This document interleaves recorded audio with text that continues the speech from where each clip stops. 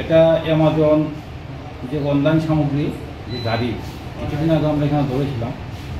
আজকে আমাদের কাছে খবর ছিল যে একটা কন্টেনার গাড়ি যেটার নাম্বার AS01PC818915 এই গাড়িটাতে করে গাঁজা পাচার হবে। তো গাড়িতে চেকিং হয়েছে, চেকিং করে মোট 21 কেজি গাঁজা পাওয়া গেছে। এই গাড়ির যে ড্রাইভার রতন দেবনাথ, যার বাড়ি কাঞ্চনপুর, তাকে অ্যারেস্ট করা হয়েছে।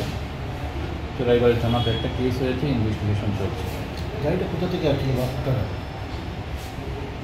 যতটুকু আপনাদের কাছে শেয়ার করা যায় এটা হলো আউটলক দিকে থেকে আসছিল। ওকে বলা হয়েছিল গুয়াহাটি নিয়ে যাওয়ার জন্য। বাজার মানে বাজার মূল্য কালো বাজারের মূল্যের মধ্যে বিরাট ডিফারেন্স। তো বাজার মূল্য প্রায় 3 লাখ টাকার মতো হবে।